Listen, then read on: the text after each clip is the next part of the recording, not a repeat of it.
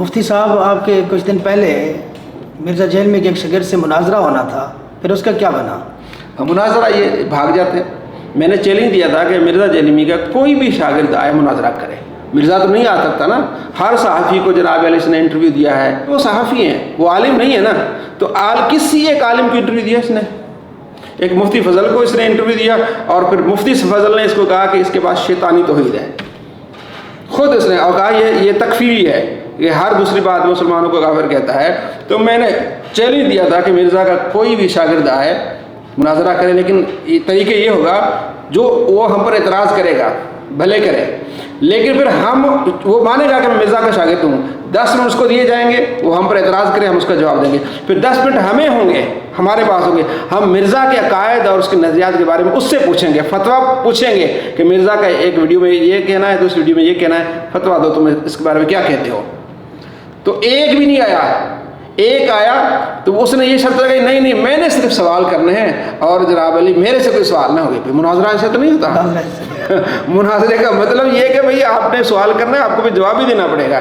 کیوں نہیں کرتے مناظرہ؟ اس لیے کہ اس کے بلنڈر ہے، اپنے فتوے سے کافر ہوتا ہے۔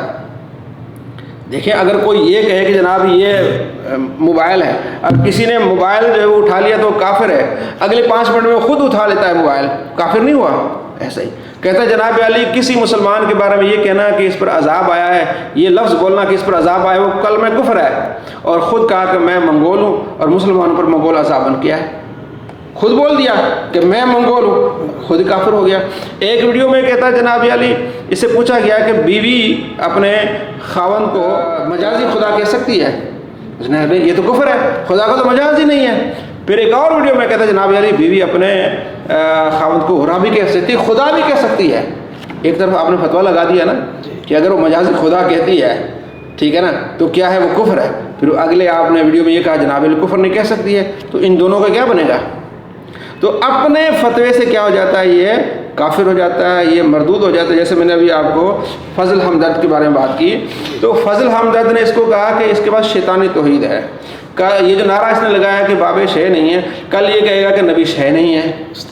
جناب یہ کہتا ہے کہ مجھے فضل ہمدرد نے مجھے گستاخ کہا ہے، تو میں نے اس کی بات کی نہیں، یہ تو گستاخی ہے۔ مان گیا کہ یہ کہنا کہ نبی شے نہیں ہے یہ گستاخی ہے، اور 2 مہینے کے بعد یہ گستاخی خود کر لی کہ نبی شے نہیں ہے، اللہ کے مقابلے میں نبی شے نہیں، یعنی اللہ کے مقابلے میں نبیوں کو لانا، یہ شیطان ہی ہے۔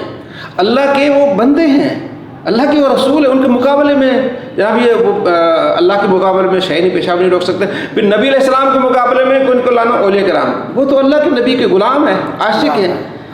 تو یہ اس کے اندر بغض ہے۔ اللہ فرماتا ہے من عادى لي وليا فقد آذنته بالحرب، جس نے میرے ولی سے عداوت رکھی اس سے میرا اعلان جنگ ہے۔ تو اعلان جنگ ایسے ظاہر ہو رہا ہے کہ خدا کا بھی دشمن بن رہا ہے، نبی علیہ السلام کا بھی دشمن بن رہا ہے، اور اپنے ہی فتوے سے کافر ہو رہا ہے۔ میں نے اور آپ نے فتویٰ لگانے کی کوئی ضرورت نہیں، اپنے فتوے سے کافر، مرتد اور گستاخ رسول بن رہا ہے۔